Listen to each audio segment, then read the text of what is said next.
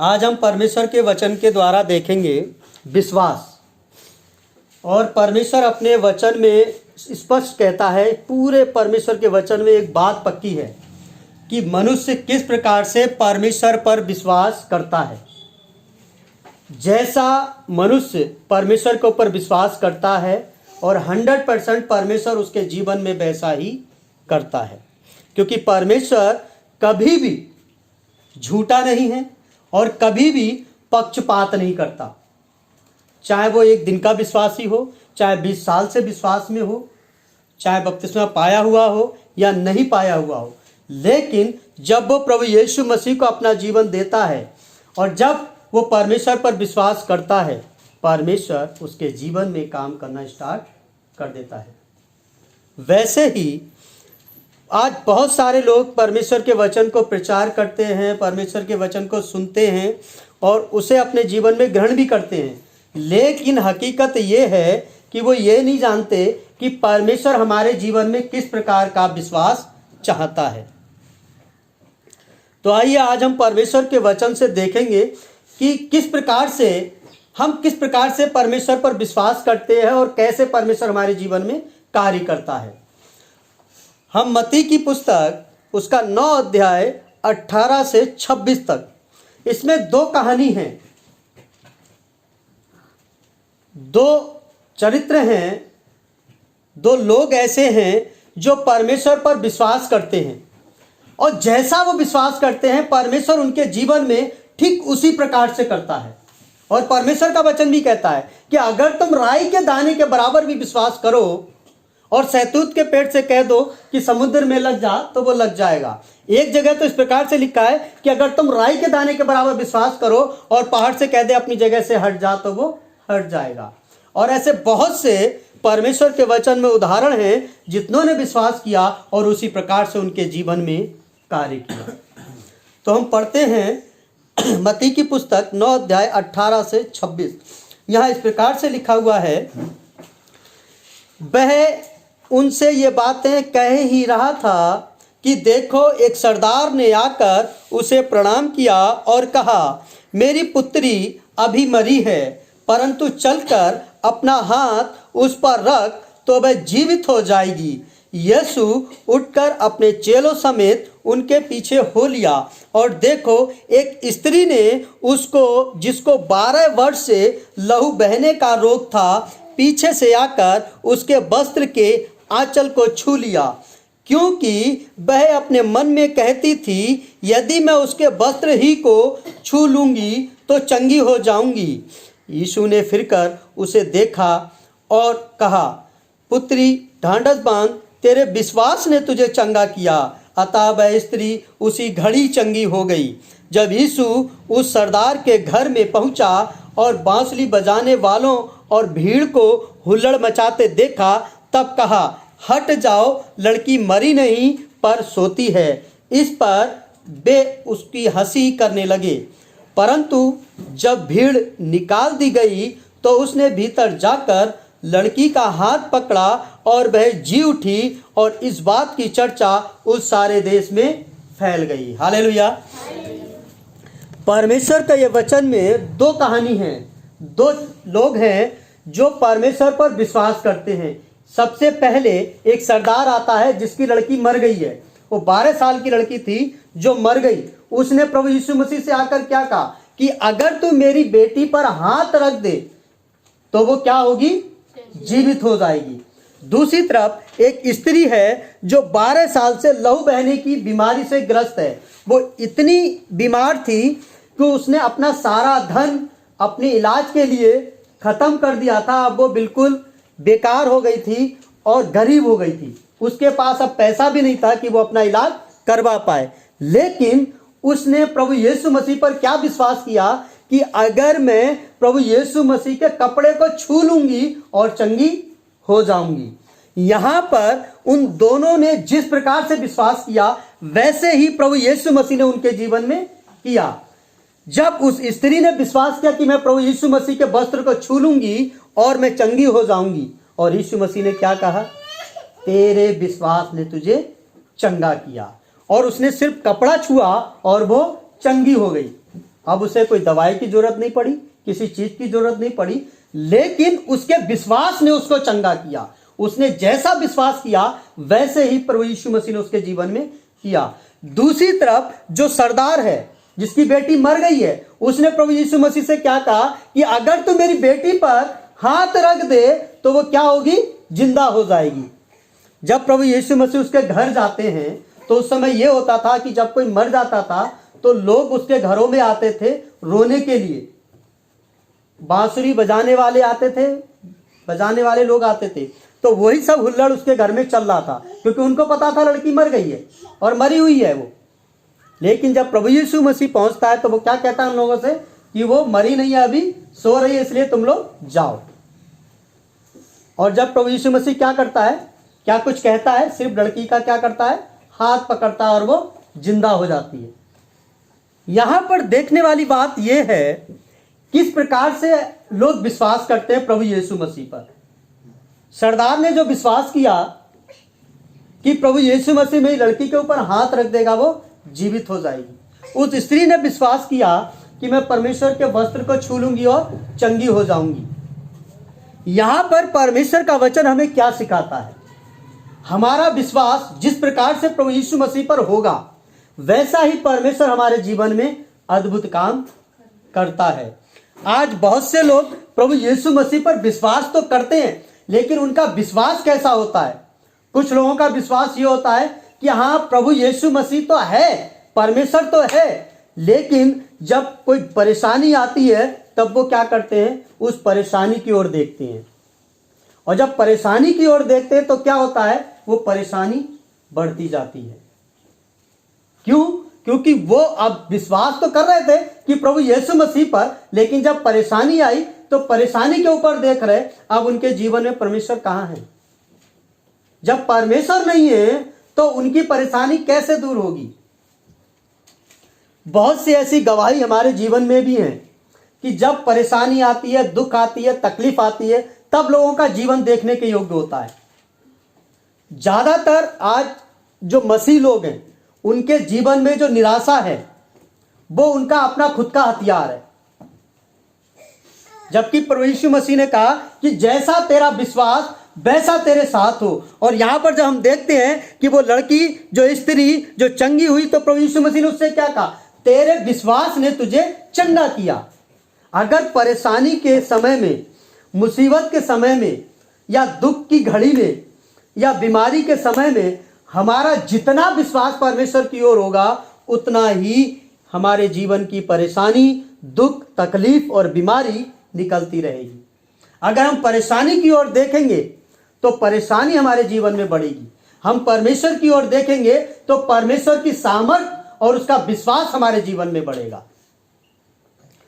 हम जब देखते हैं कि जब प्रभु यीशु मसीह अपने चेलों को बोला कि तुम लोग नाव में बैठकर नदी के उस पार चलो और मैं आता हूं। जब रात के समय में प्रभु यीशु मसीह पानी पर चल रहा था तो पतरस ने प्रभु यीशु मसीह से कहा कि अगर प्रभु तू है तो मुझे पानी पे चलने की आज्ञा दे। और परमेश्वर ने कहा किया। और जब तक वो परमेश्वर की ओर देख रहा था तब तक वो पानी पर चला। और जैसे ही उसने इधर उधर देखा फिर क्या हुआ कि वो पानी में डूबने लगा। यहां पर भी एक बहुत अच्छा उदाहरण परमेश्वर हमें दे रहा है कि प्रभु यीशु मसीह की तरफ जब हम देखते हैं तो उसकी सामर्थ हमारे जीवन में काम करती है। जब हम प्रभु यीशु मसीह पर विश्वास करते हैं तो परमेश्वर का अनुग्रह और उसकी दया हमारे जीवन में आती है, उसकी सामर्थ हमारे जीवन में आती है, और फिर जो परेशानी है, जो दुख है, जो तकलीफ है, वो निकलती रहती है। इसीलिए हमें चाहिए, यहां पर हम देखते हैं और सीखते हैं कि हमें सिर्फ प्रभु यीशु मसीह की ओर देखना है, प्रभु यीशु मसीह की ओर ताकना है। और वो ऐसा वैसा परमेश्वर नहीं है। वो कैसा परमेश्वर है, जिसने पूरे ब्रह्मांड को बनाया, जिसने संसार की एक एक चीज को बनाया है, वो परमेश्वर है। हम उस परमेश्वर पर विश्वास करते हैं जिसने सारे पापों को हमारे क्या किया है, क्षमा किया है। जो हमसे कहता है कि तुम्हें चिंता करने की जरूरत नहीं, कि तेरी चिंता मैं आप ही करता हूं। जब इतना बड़ा परमेश्वर जो सर्वशक्तिमान परमेश्वर है, तो क्या हमें कोई बीमारी, कोई तकलीफ, कोई परेशानी, कोई दुख हिला सकता है? पौलुस ने जब प्रभु यीशु मसीह पर विश्वास किया, पहले जब हम उसके जीवन को देखते हैं तो वो क्या करता है कि परमेश्वर के, प्रभु यीशु मसीह के लोगों को मारता है, वो आराधना नहीं होने देता। लेकिन जब उसका प्रभु यीशु मसीह से आमना सामना होता है तब उसका जीवन बदल जाता है। अब वही व्यक्ति जो परमेश्वर के लोगों को मारता है, अब वो खुद प्रभु यीशु मसीह के लिए मरने के लिए तैयार है। क्यों? क्योंकि उसने परमेश्वर के प्रेम को पहचान लिया। और इसीलिए पौलुस कहता है, कौन है जो मुझे परमेश्वर के प्रेम से अलग कर सकता है? ना तो बीमारी, ना गरीबी, ना अकाल, ना संसार की प्रधानताएं, ना सोना, ना चांदी, कोई भी चीज नहीं है जो उसे, पौलुस को परमेश्वर के प्रेम से अलग कर सके। उसका विश्वास ऐसा है। और इस शस्त्र भाग के द्वारा भी हम यही सीखते हैं कि हम अपने जीवन में प्रभु यीशु मसीह को किस प्रकार से ग्रहण करते हैं, या हमारा प्रभु यीशु मसीह पर कैसा विश्वास है। आज बहुत से हमारे साथ के लोग हैं, जब हम रुड़की में लोगों को देखते हैं, छोटी छोटी बातों पे ऐसे घबरा जाते हैं जैसे कितनी बड़ी परेशानी हो। छोटी छोटी बातों में ऐसे डर जाते हैं। क्या आज कोरोना वायरस बड़ा है या हमारा परमेश्वर बड़ा है? जिनके जीवन में परमेश्वर नहीं है उनके लिए तो कोरोना वायरस बड़ा है, लेकिन जिनके जीवन में प्रभु यीशु मसीह है उनके जीवन में कौन है? परमेश्वर बड़ा है, कोरोना वायरस बड़ा नहीं है। क्योंकि परमेश्वर ने अपने वचन में वायदा किया, ना दिन दोपहरी में ना कोई महामारी तुम्हें छू सकती है। जब परमेश्वर ने इतना बड़ा वायदा हमारे साथ किया, जब परमेश्वर ने उस महान परमेश्वर ने, जिसने सृष्टि की रचना करी, जिसने मुझे और आपको बनाया, वो परमेश्वर हमसे वायदा करता है, तो सांसारिक चीजें हमारे जीवन में क्यों महत्व देती हैं?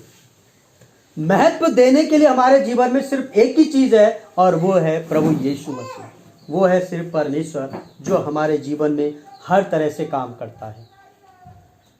चाहे महामारी हो, चाहे शरीर की दुर्बलता हो, चाहे किसी भी प्रकार की बीमारी हो, चाहे कितना भी बड़ा दुख क्यों ना हो, चाहे कितनी बड़ी परेशानी क्यों ना हो, सब में जब प्रभु यीशु मसीह हमारे साथ है तो परेशानी, हमें परेशानी नहीं लगेगी।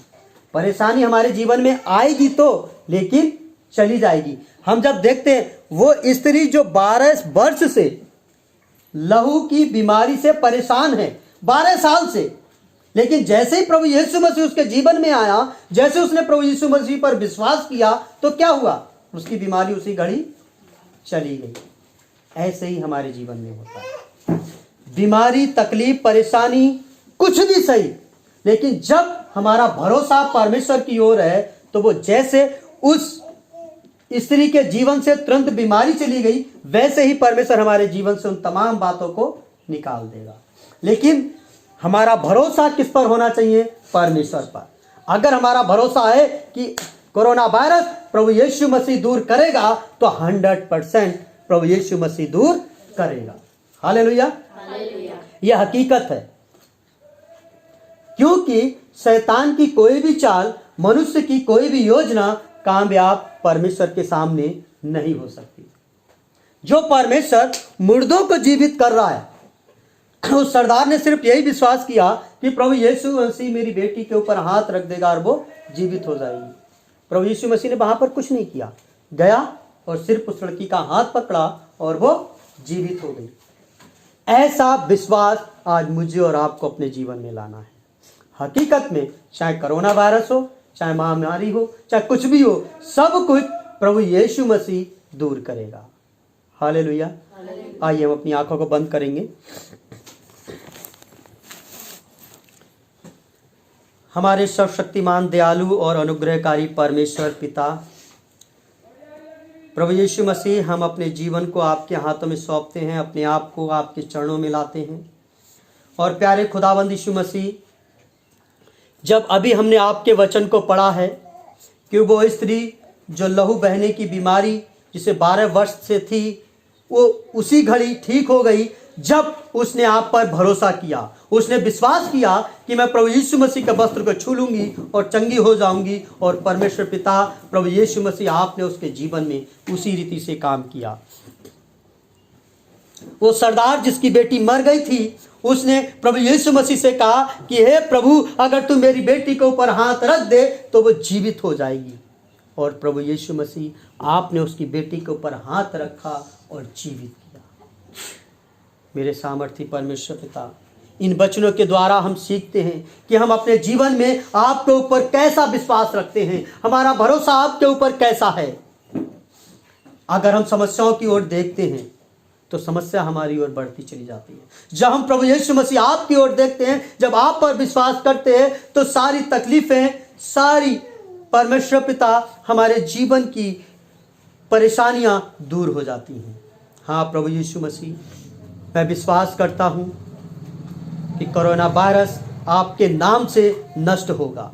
मैं विश्वास करता हूं कि यह महामारी इस संसार से दूर होगी, जैसे आपने हमसे वायदा किया कि तुम मेरी आँख की पुतली हो, अगर कोई तुम्हें छूता है तो वो मेरी आँख की पुतली को छूता है। हाँ मेरे परमेश्वर पिता, जब हम अय्यूब के जीवन को देखते हैं, उस शैतान ने अय्यूब के जीवन से सब कुछ ले लिया,